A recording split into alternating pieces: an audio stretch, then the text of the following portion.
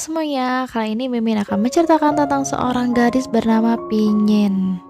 Dia adalah siswa pindahan dari Cina. Dia lebih suka sendirian, tidak punya teman, bahkan di kelas dia duduk sendirian. Kemudian tiga pria masuk ke kelas dan menyapa semua yang di dalam kelas. Pinyin kaget sampai pulpennya jatuh. Salah satu pria itu bernama Kiryu. Dia adalah duta Yuprin jurusan budaya. Saat Kiryu berjalan ke tempat duduk, Kiryu menemukan pulpen milik Pinyin. Kiryu memberikannya pada Pinyin. Saat Pinyin mengambilnya, Kiryu kaget melihat Pinyin yang manis. Sontak Pinyin juga kaget. Kiryu duduk di samping Pinyin bertanya siapa namanya dan umur berapa. Apakah kamu mahasiswa baru? Pinyin terbata-bata mengatakan namanya. Kiryu senang mengatakan lucu sekali.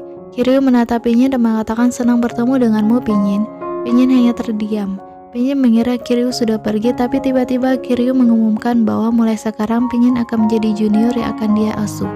Pinyin bergumam dia tidak ingin senior siapapun mengasuhnya. Kiryu mengatakan bahwa dia sudah tahu namanya Pinyin. Profesor yang memberitahunya dan menyuruh Kiryu mengasuhnya karena Pinyin tidak ada inisiasi. Kiryu mengatakan dia serius mengatakan Pinyin lucu.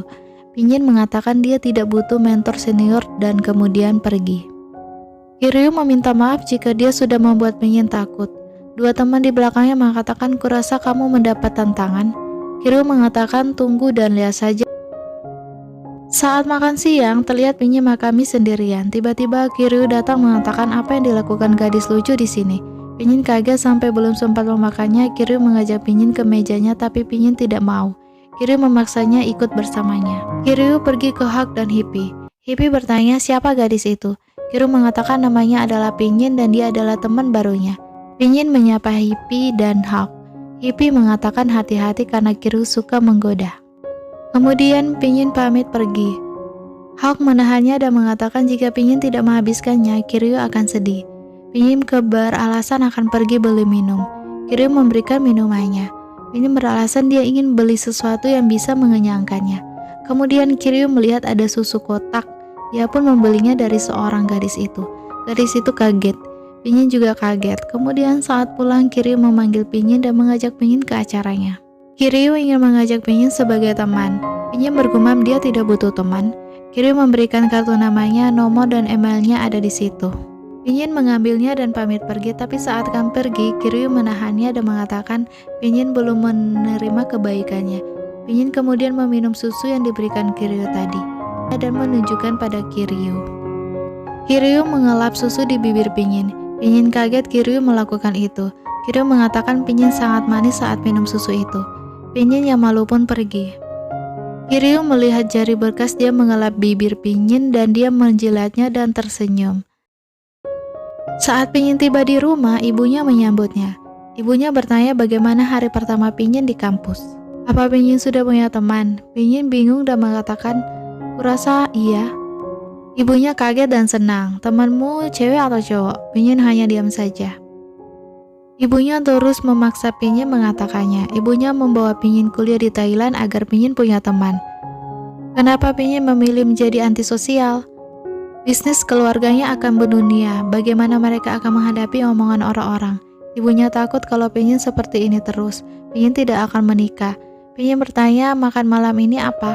Ibunya menjawab dia menyuruh Punco memasak karena ibunya akan mengajak Pinyin ke alumni ibunya. Pinyin mengatakan dia punya rencana lain.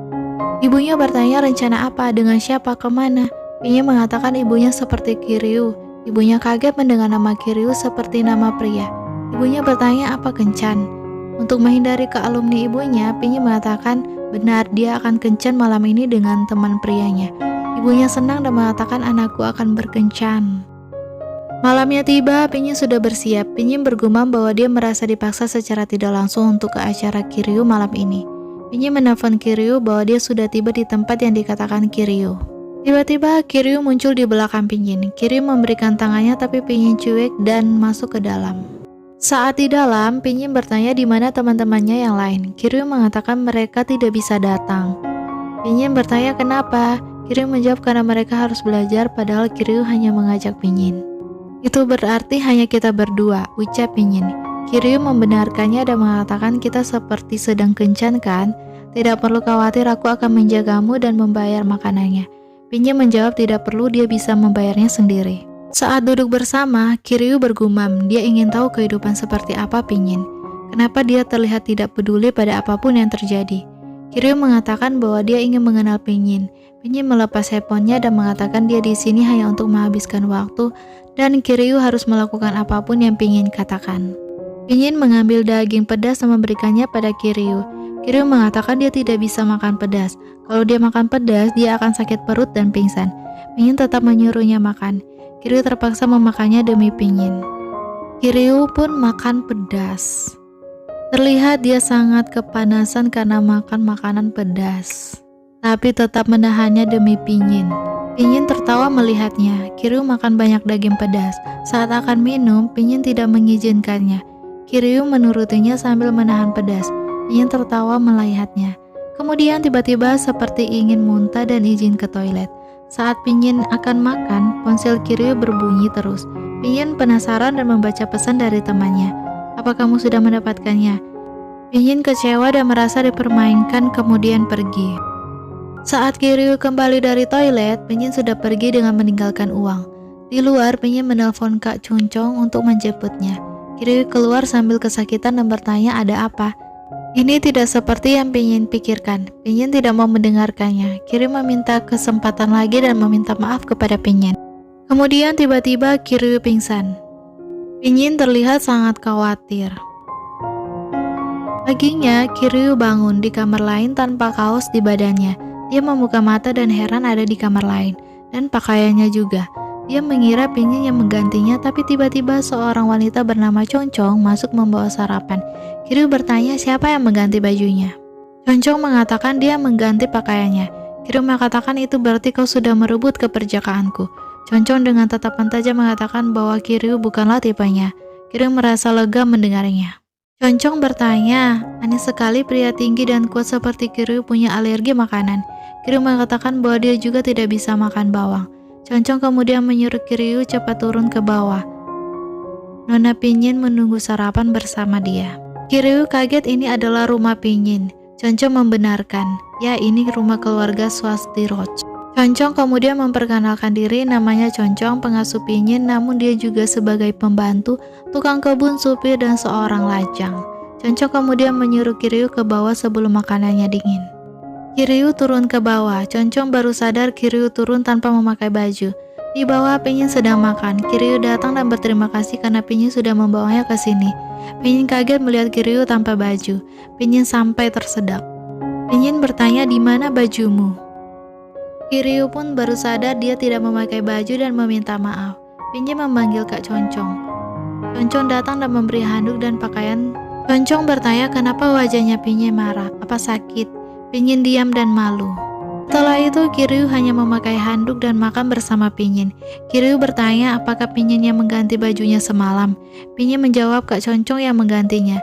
Kiryu berterima kasih sudah tidak meninggalkannya di restoran. Pinyin mengatakan jika ingin berterima kasih, terima kasihlah pada Kak Concong. Pinyin hampir meninggalkan Kiryu. Namun Kak Concong membawa Kiryu dan menaikkannya di mobil. Kiryu juga memuntahi Kak Concong.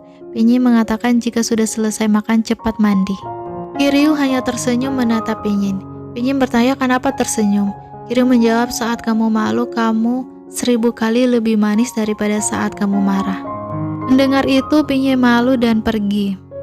Kiryu juga cepat-cepat menyusul Pinyin. Saat sedang berjalan, Kiryu tidak sengaja menabrak Pinyin. Pinyin hampir jatuh untung ditahan Kiryu. Mereka saling menatap. Pinyin langsung berdiri dan mengatakan kamar mandi sebelah sana. Kiryu bercanda dan mengajak Pinyin ikut mandi bersama karena Kiryu dulu masih kecil senang bermain mandi bersama kakaknya. Pinyin menduga Kiryu gay, tapi Kiryu mengatakan tidak. Pinyin menyuruh Kiryu cepat mandi, jangan sampai ibunya melihat Kiryu. Jika ibunya melihat Kiryu, pasti akan sangat berisik. Kiryu mengatakan dia normal menyukai perempuan, terutama perempuan manis seperti Pinyin. Pinyin dengan syok bertanya benarkah? Kiryu kaget karena Pinyin tidak tersipu malu dengan rayuannya. Kiryu ingin Pinyin sedikit peduli pada Kiryu karena mereka berteman. Pinyin mengatakan dia tidak butuh teman. Dia bisa melakukan semuanya sendiri. Kak Concong kemudian datang dan Pinyin pergi. Kiryu berterima kasih kepada Pak Concong yang sudah merawatnya dan sudah memuntahinya. Kak Concong mengatakan orang yang membawanya dan yang ia muntahi adalah Pinyin, bukan Kak Concong. Kiryu kaget mendengarnya. Kak Concong kemudian mengantarnya ke kamar mandi. Keesokan harinya di kampus, Pinyin sedang membaca sendirian di perpustakaan. Dua gadis lain datang dan membicarakan gosip Kiryu yang tidur dengan orang lain semalam, dan itu dengan mahasiswa baru yaitu Pinyin. Mereka berdua tak menyangka karena dia terlihat pendiam dan tak sengaja itu didengar Pinyin. Pinyin bergumam jangan-jangan mereka membicarakan dirinya. Salah satu gadis menceritakan bahwa Kiryu menerima tantangan untuk minum dengan Kak Hippie dan Kak Hwat yang tampan, dan saat dia mabuk, dia berdansa sampai-sampai menjadi pusat perhatian. Dia membuat Kiryu mabuk sampai pingsan. Pinyin yang mendengar itu dalam hati mengatakan bukan dia dan dia tidak mabuk. Gosip yang menyebar semua tidak benar.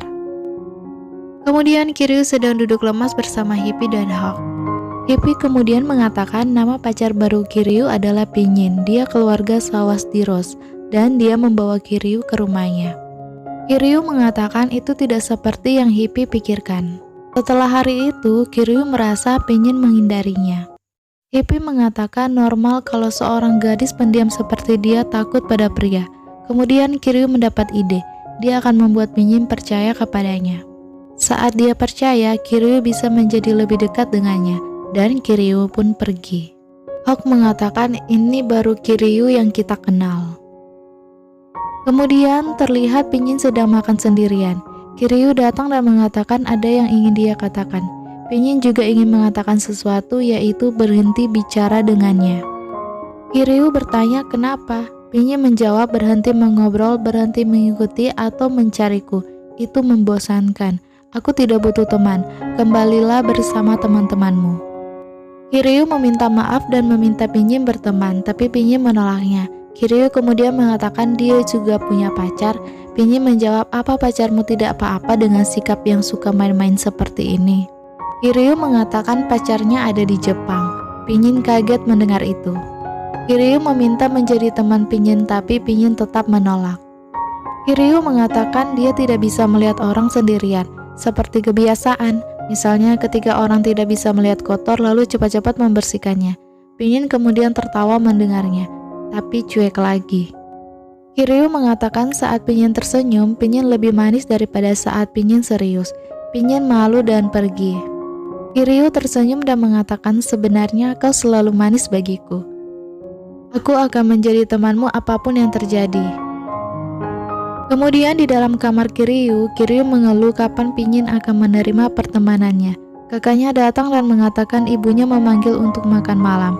Kiryu bertanya, bisakah seseorang sendirian saja di dunia ini selamanya? Kirun bertanya apa maksudnya Kiryu. Kiryu menceritakan tentang Pinyin pada kakaknya. Kakaknya mengatakan bahwa gadis itu hanya kesal pada Kiryu, atau cara Kiryu mengenalnya salah, atau Kiryu belum tepat mendekatinya. Kemudian tiba-tiba ibunya memanggil Kiryu bahwa ada yang mencarinya. Dan yang mencarinya adalah ibu Pinyin. Kiryu bertanya apa ada yang bisa dia bantu. Mereka pun duduk. Ibunya Pinyin mengatakan Pinyin orang yang sangat introvert. Dia tidak ingin berteman, tidak ingin bersama siapapun. Dia seperti ini sejak dia masih anak-anak. Ibunya cemas Pinyin akan mengalami kesulitan dalam hidupnya setelah lulus. Ibu Kiryu bertanya seberapa parah introvertnya. Ibu Pinyin menatap Concong. Concong hanya bisa menutup mukanya. Ibunya menjawab sampai pada titik di mana dia ibunya sendiri tidak tahu apa makanan kesukaannya, buku apa yang dia baca, musik apa yang dia dengarkan. Ibunya sama sekali tidak tahu. Dia merasa jadi ibu yang buruk. Kiryu mengatakan nanti dia akan mencari cara untuk membantu Pinyin. Ibunya menunduk berterima kasih. Ibunya Pinyin mengatakan dia melihat video Kiryu yang menjadi duta U-Prince dan meminta temannya profesor untuk membantu Pinyin. Kiryu mau bertanya dan ibunya Pinyin mengira Kiryu bertanya warna celana dalam Pinyin, tapi ibunya tidak tahu. Tapi Kiryu mengatakan dia ingin bertanya tipe pria Pinyin. Dia keceplosan mengatakan dia bukan pria hidung belang yang bertanya celana dalam gadis yang ingin dia dekati. Ibunya Pinyin dan Concong kaget mendengarnya. Concong dan ibu Pinyin terlihat sangat senang. Ibunya mengatakan buatlah Pinyin benar-benar menyukai Kiryu. Ibunya terlihat senang. Kiryu dan ibunya heran melihat ibunya Pinyin. Ibunya mengatakan kalau itu keputusannya, maka Kiryu jangan menyakiti Pinyin. Kalau tidak, orang tuanya akan menghajarnya. Di kampus, Kiryu sedang dilema untuk menelpon Pinyin. Kakaknya datang dan mendorong kepalanya. Kiryu mengatakan bahwa dia sedang dimabuk cinta. Kakaknya bertanya kenapa baru sekarang Kiryu bertanya tentang perempuan. Kiryu juga kaget. Sebelumnya dia tidak pernah merasa secemas ini. Kakaknya bertanya apa sekarang dia yakin menemukan orang yang tepat. Kiryu menjawab iya, dia yakin. Kakaknya mengatakan dia akan mendukungnya apapun yang terjadi. Malamnya, kakak Kiryu ada di perpustakaan sedang menelpon seseorang yang menyuruhnya mencari koran 2 tahun yang lalu. Kirun menemukannya. Dia melihat ada berita tentang Pinyin, anak satu-satunya dan pewaris keluarga kaya akan bertunangan dengan pebisnis terkenal, dan tanggal pernikahan belum diumumkan. Kirun kaget membaca beritanya. Dan bersambung, bagaimana kisah mereka selanjutnya ya? Jangan lewatkan episode selanjutnya. Bye-bye.